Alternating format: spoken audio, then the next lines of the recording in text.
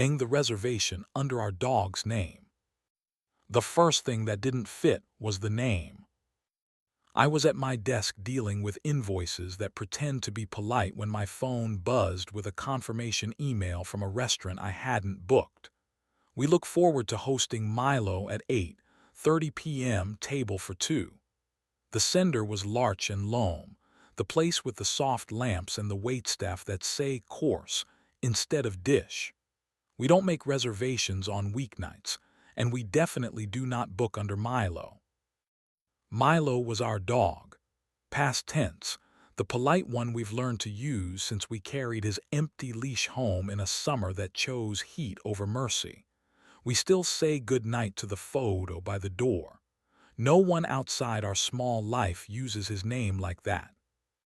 The note field at the bottom of the email said, "Corner booth, please. Birthday." There was a little balloon emoji. The email was CC'd to our shared address, which meant someone wanted me to know or wanted the universe to choose whether I did.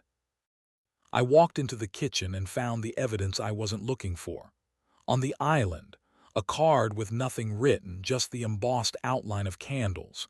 Next to it, a ribbon the color of copper pennies, looped but not tied. Lena stood with her back to me, spooning soup into a container like she was helping the week keep its promise. "You have dinner with Theo tonight, right?" she asked, as if reading from a script we both believed in. "Supposed to," I said. "Why?" "We might test projections late," she said. "Don't wait up if you're home first." She kept her voice in that careful register people use when they want the day to behave. "Whose birthday?" I asked, and watched her pause the way a dancer does to make you believe the stillness is part of the choreography. "Maya's," she said. "The studio's intern. We might do cake after." She put the lid on the soup, aligning its lip with surgical focus. "You know how they make everything an event." "Milo got an invite," I said, and held up my phone so the screen's bright certainty cut the room in half. Her shoulders set. She turned slowly, ready to be brave or ordinary. "It's just a name," she said. "Restaurants remember it. I'm superstitious about the way they treat you when they think you're a regular." "He was our regular," I said, and felt the unfairness of the line even as I said it. We stared at each other with the kind of tenderness that makes you want to applaud a performance and then fire the director. Finally she said, "If you're going to be there anyway, sit at the bar. If you see me celebrating a software intern's birthday at a corner booth with cake, you can buy a round. If you don't, you can decide whether to ask me for something that tastes like an apology." I'm not great at righteous exits. I packed my laptop, texted Theo a believable lie, and walked the long way around the block to cool the part of me that likes rooms with witnesses. Larch and Loam does this thing with light where every table looks like a secret, even the loud ones.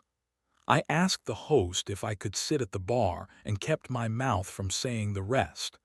That I was here to see if my wife had planned to raise a toast to a woman who does not exist.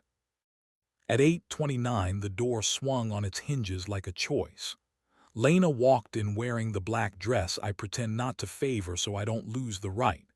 She looked like a story that ends up in a frame.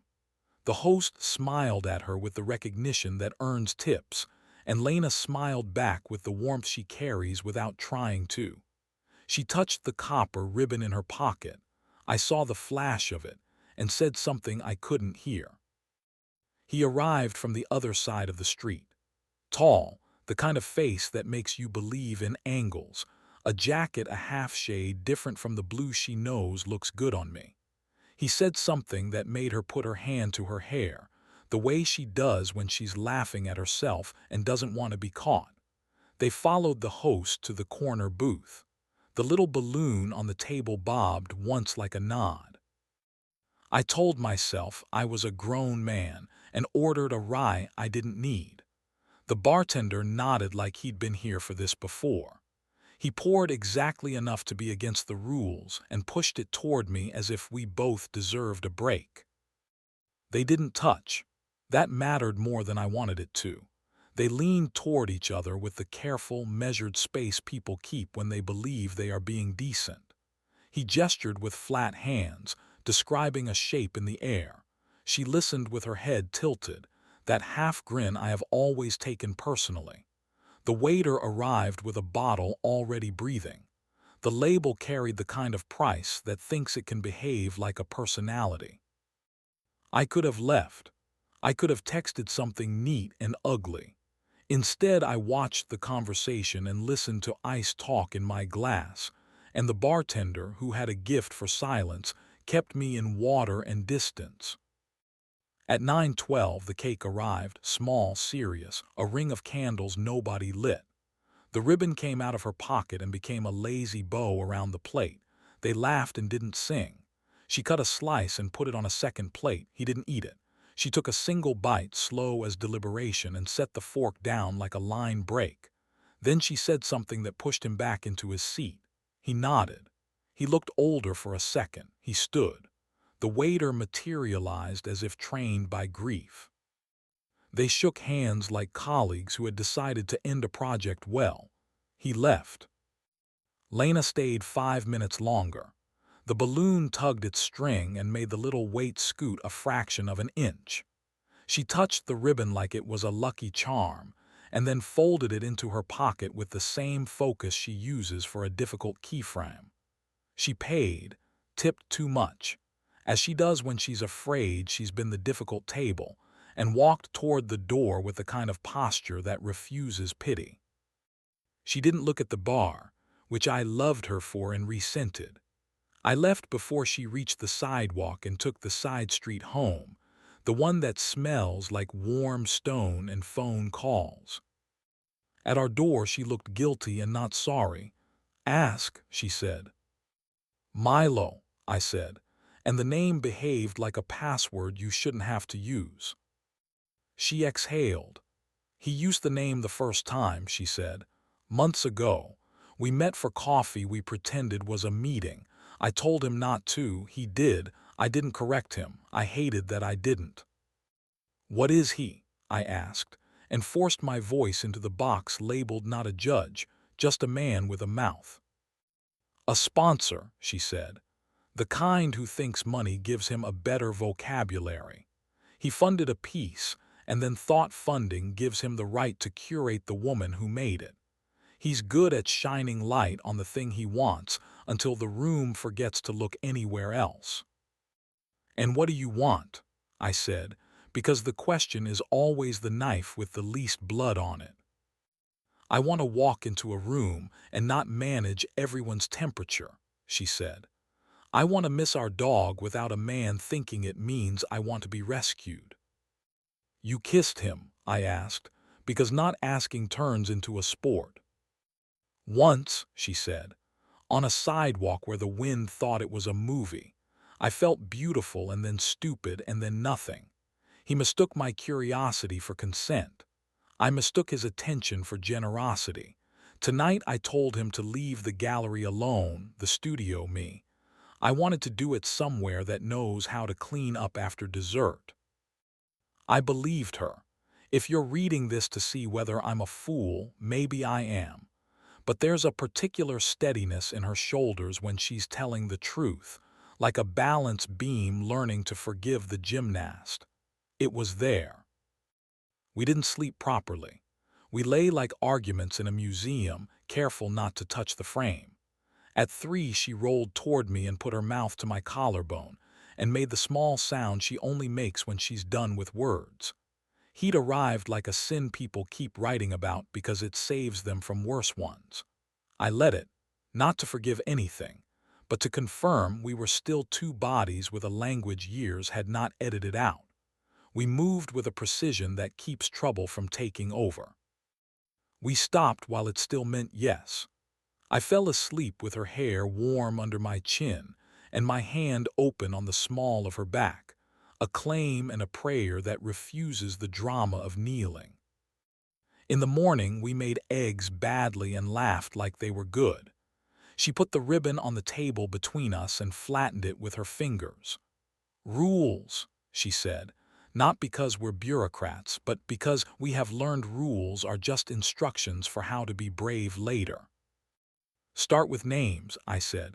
No dead things in public. Milo belongs to us. She nodded, truth before cake. Truth before cake, I said, and smiled in spite of myself. Another, she said. If I want attention because I'm tired of being competent, I ask you. I say it without a costume. And if I can't give it right then, I said, we put it on the calendar like it's a show. No more pretending desire arrives without rehearsal. She laughed into her mug. I hate that you're right. I hate that I have to be, I said. She texted the sponsor from the counter where we sign bills and grocery lists. She wrote, no more dinners, no more notes. Keep the pieces or return them to the people who need them. Do not use my dog's name again. She let me watch her send it. He wrote back a single word, understood. Then, seconds later, I'm sorry. She deleted nothing. The ribbon stayed on the table like a neutral witness. The week shifted around us to make room for the new rules.